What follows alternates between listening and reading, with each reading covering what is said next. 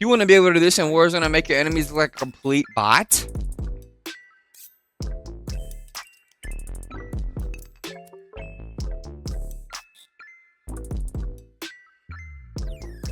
Or even do a zipline super jump? Or some sick door plays like this? Well, stay tuned because I'm going to cover all that in this video.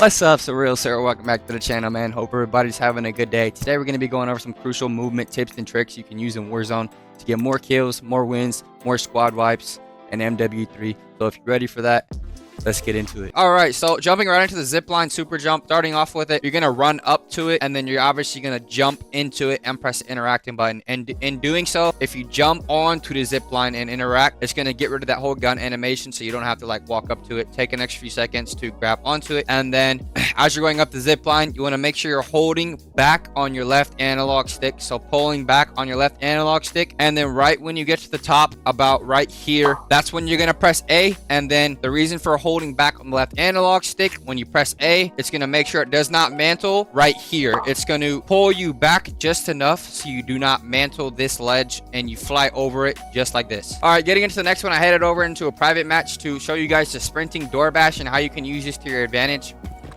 So say you're in a 1v3 and you're running for your life because you got a whole team stacking on you. What I like to do is I always use doors to my advantage. In every single gunfight that I'm in, I'm always on a door, playing off the door. So say I'm getting chased around this corner and there's a door right here and it's already closed, right? That's literally so godlike. So what you're gonna do is you're gonna run through it, and then you can do a whole bunch of different stuff, man. Like literally it's an infinite list of what you could do. So what I'm gonna do is run through this, stop right here, maybe, you know, maybe they're all still chasing. If I see one guy come through the doorway, and then I'm gonna shoot him a little bit, and then see another guy come through the doorway, okay, well, now I'm not gonna take that 2v1 because I'm just, you know, gonna die. So I'm gonna run back through here, maybe play right here a little bit, and then they're gonna run right here, then he's right here, I'm right here, I'm gonna swing him a little bit, maybe slide back this way, you know, just really being, you're gonna want to mix it up a lot. And I know it's gonna take, it's easier said than done, but it's really just practice that all it is playing off these doorways, man, and just finding what works for you. So let's see, if I'm getting chased, 3 guys right here, I'm coming through this doorway, bust through it, reclose it, maybe slide back around to this one, and then they're gonna all come through there. So I'm gonna take some shots, then I'm gonna run back around to the same fucking door, and then I'm just gonna be playing off this door the entire time. So you could close it, you could run back through it, and then you could run out this way, chow them right here, and then, you know, jump chow maybe, or slide jump chow maybe, or slide crossed. I'm getting input delay, I don't know what the fuck's going on. All right, so jumping into number 2, I want to talk about the sprinting door bash. This shit is so crazy, man. Like, the stuff you can do, literally the list is endless. It's really just gonna be about personal preference and what really works for you. You can do a whole bunch of different stuff, so there's no like perfect way to do it. It's just whatever works for you. You just got to play around with it and get some practice, and that's literally it, man. If you just go into a regular game and you find some doors and you just play off them and practice with it, eventually it'll like, killing people with doors and sprinting door bashes and playing up doors will literally just be so easy. It'll just become natural for you. So there's, like I said, there's not really much to it. Getting chased right here, right? Same, getting chased. I'm gonna run through this door, close it, maybe slide back through, rechow him. He's not really gonna expect that because he's just like, wait, what? This dude just came back to the door. Or maybe he gets pushed back by the door, so that messes up his camera a little bit. Something like that could work, you know. Say I'm running right through here, you know, this door's already open. I could easily close it when I go by, and then I could keep running around if I want. And then he's still chasing maybe, and then, you know, you come right here and then you run back through, and then he went through that way, and then now you're running this way.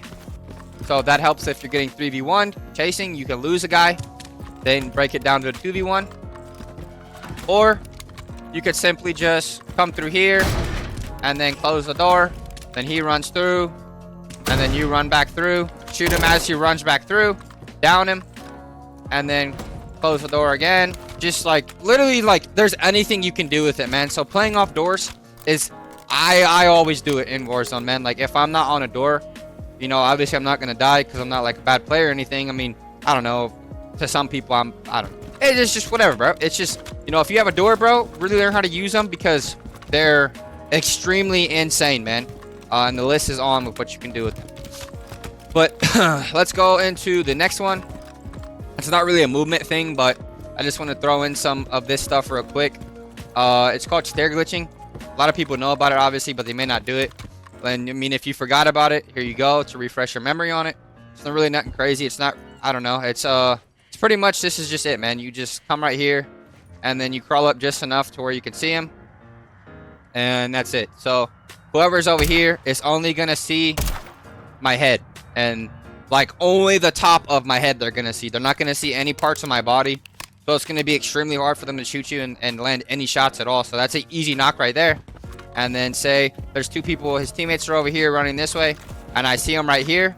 Take easy shots right here, snake down, kill another one, slide out for the last one, and then easy squad wipe. You know, it's easier said than done, but it's all just in the practice and the feeling of getting this all down. So just practice, man. Moving into the next one, I want to talk about peeker's advantage. Peeker's advantage is definitely a thing in this game. Everybody talks about it, but not many people understand how crucial it actually can be. So say there's a guy right here, and I want to chow him. It's always going to be better to chow first, because that split second or those few frames that you're chowing first, you're going to come up on their screen like a few frames after you actually see them. It's on Siege, it's in a lot of games, so definitely just start trying to chow first, and always have confidence in your gunfights. It's really going to help you, you know, aim better, and you're not going to be like shaking about, you know, not being able to like land shots because you're scared. Yeah, no, I get it. Sometimes people are better than you and you just want to sit in the corner and rat, but just practice, bro. That's literally it, bro. So peeker's advantage, definitely don't forget that when you're in Warzone and you're challenging some steps or whatever and you know somebody's there. If you already know he's there, just challenge him immediately, because peeker's advantage is going to give you that extra second and the delay is going to be on your side. So moving on with the next one, I want to talk about STIM movement, man. So STIM movement is how you're going to break people's cameras. It's really self-explanatory, or not self-explanatory. It's easier said than done, honestly. But once you practice, like with everything else, it's going to be just going to be natural to you. So say this cone right here is the enemy, okay? Yeah, boy. Kind of a weird enemy, and never in my life would I thought I'd be battling a cone. But anyways, so this cone is the enemy, okay? So I'm going to pop my stim a second before I actually want the speed boost from it, okay? Because there's a delay with the stim. So you pop it, it waits like 1 second, and then you don't have that delay. So the way I like to break people's cameras and the way I do it, like you've seen in the beginning of the video, is I'm gonna pop it right here, okay? So say I'm around this corner and I already know he's there. So for one, I'm getting peeker's advantage when I swing first with those few extra frames. So I'm gonna slide all the way over here, and if he's already looking right here when I slide out, he's gonna track me this way. So I'm sliding out and I have the stim boost, and delete this crate. The crate's not there anymore, okay? So he's gonna be tracking me all the way this way, and then as I'm sliding out, I'm gonna cut back. I'm gonna cut back this way and then run around him. So that's how I break people's cameras. If you need to replay this, you can. That's like the best way to explain it, really. There's not really an easier way to explain it than besides that. It's all just in the practice and in games, man. You just have to practice. You're gonna die a lot, yeah, but once you get it down, it makes for some crazy clips and some crazy stuff, bro. Like, I've hit some crazy stuff and I'm actually like so proud of it. But anyways, moving on with the next one. It's kind of basic, but it's kind of not. So when same scenario, okay? So say that guy's right there. Another easy way to like break your movement, like in your tracks, right? So say I'm running, I'm sliding right here, and I want to stop right there and immediately juke back, okay? So what I do is, say I'll slide right here, and then I'll look down, and then I'll turn back. It's gonna immediately stop my movement, because that slide, right? I'm gonna come up, and I'm still gonna have like 1 to 2 steps, even if I slide cancel, like, you know, pressing B then tapping A, slide cancel. So if I slide cancel right here, but I look down and turn back and already sprint in the other direction, it's gonna immediately break those 2 steps off, and then I'm gonna immediately start running the other way, which makes it a lot harder to track on screen because, you know, it's easy to track somebody when they're slide canceling if you already see them slide canceling. So what I like to do is I'll slide cancel, look down, turn around, and just absolutely sprint. Just turn around and sprint the other way. Something else you can do with this is you can turn, like, say you see an enemy right here, you know, and he's right there. I like to fucking look down and juke right. It's just better for turning. You can turn faster and sharper, like a 90 degrees. So like if I'm looking down and I look down and then I turn like this, it's gonna make a 90, okay? So, but if I just do this, it's gonna be like in, I don't know what the heck that is, bro. I'm not good with, I wasn't good at math class and I slept. So, an obtuse angle, bro. I don't know. But yeah, you can kind of see, man, what it does. So like that's without looking down. And then this is with looking down and turning. It's going to be that exactly 190. So it's going to be a sharper cut. So I do that a lot when I'm gaming. And it also just makes for some better movement, better movement clips. But that's pretty much it for that one. It's all just a personal preference thing if you really want to do that. You don't have to, but if you do it, you might notice it working here and there for you, and it just looks a lot better on screen. Moving on to the next one, I want to talk about some basic movement things. Let's talk about slide canceling. Everybody knows about slide canceling, you know, but a lot of people don't realize is that slide canceling actually doesn't reset your tack sprint. So a lot of times you don't need to be sprinting all the time. And you know, if you're just sprinting all the time, you're going to lose your tack sprint all the time. And sometimes you may need your tack sprint because you're in a bad spot, but you already lost all your tack sprint because you've just been sprinting all the time. So sometimes sprinting all the time is not really necessary. So, you know, kind of think about that when you're playing. And then moving on with the next one.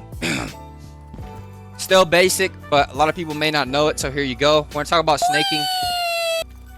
So snaking is just really, it's kind of like a year ago that people have known it, but if you don't know it, I'm gonna put it in the video real quick. So snaking, all it is this, you know, you're gonna go prone, then as you go prone, you're gonna press the sprint, like you're gonna sprint. As you hit the ground, sprint, and then pull back. So prone, sprint, pull back. Prone, sprint, pull back. Prone, sprint, pull back. Prone, sprint, pull back. And the way I like to do it is I don't just do it in one spot. That's gonna make it really easy to hit your head when you pop up. So what I like to do is go over here real quick. What I like to do is strafe left and right when I'm snaking, so they don't know where you're gonna peek from. But pretty simple, man. Not really much to it. All right, so jumping into the next one, I want to talk about when to drop shot and when to jump shot. Okay, so this video is mainly for Warzone. So I mean, you can transition some of these things into multiplayer. I do both because I'm just a movement player in general. But talking about when to jump shot and when to drop shot, right? Okay, so say I'm right here, okay, and I'm 1v3ing an entire enemy team, okay? So obviously people kind of jump the gun and they don't really think about what they're doing as they're doing it because they're in that default mindset of playing. So they just do what their natural instinct is to do and what they've been doing. Okay, so what I usually do if I'm versing 3 people is, obviously right here, this is a good situation, right? So I can snake off the first, kill him, and then maybe there's one guy right there, one guy right there. Okay, so I'm not going to double chow that, okay? Because that's just going to get me set up to, like, die really easy. So instead, I'm going to jump around here, which brings another one up here, okay? So shooting at one as he comes to me. Second one crosses. I'm going to slide in here. Then taking it back to the sprinting door bash, I could come through here, close the door, and then reset up for my fight. And then say there's 3 people right here. I'm definitely not going to drop shot this because if you drop shot this, you're just going to lose all your momentum and you're going to have to spend that extra time getting up and sprint. So you're just going to die. So it's better to usually jump shot than drop shot. The only time I ever drop shot is if I'm in a 1v1. So jump shotting, obviously we all know what it is, but what I usually do when I'm jump shotting is I'll throw in an extra jump at the end because it carries your momentum just a little bit more. So say I jump right here and then I need a little bit extra momentum, I'll, you know, throw in one more jump because then I'm behind the crate. Just simple shit like that. Nothing really to it. You know, everybody knows how to jump shot and drop shot. It's just knowing when to actually jump shot or drop shot. because there's actually crucial moments for both. And then talking about drop shotting, like I said, I only ever drop shot if I'm in a 1v1 gunfight. Because if the players are actually good, bro, and you drop shot in front of two, even if you kill one, the other one's gonna get you, because say I'm down here and I just killed the first one, that second player is already aimed on you when you're on the ground. And if you need to move, there's gonna be that delay for when you actually have to stand up, and you're usually just gonna die. So drop shotting is usually only good for one. But, you know, try what you want. It's your own personal preference, and it's just practice, man. All right, moving on to the next one. I want to drop my settings for you guys if you guys want to try it out. I know you guys might already have, like, settings, but if you guys want to try out my settings, I play high fast sensitivity, I snipe, I ray gun, I do everything. Consistent drop high kills. I was Crimson and Iridescent in the last Call of Duty ranked play. I don't really play much ranked anymore because I've been more uploading YouTube videos and just editing and stuff. So here's the settings for you guys. You know, if you need to replay it, go ahead, replay it. There's my dead zones. Pause the video, do whatever you need to. 1312 for my sensitivity. Custom zoom sensitivity. This is just better for tracking, you know, when you're just using different sites. Simple stuff, man. Gameplay settings. Like I said, if you need to pause anything, go ahead, pause it or replay it. You know, I'm gonna have everything timestamped below once again. Oh my gosh, bro. I think I'm falling for you.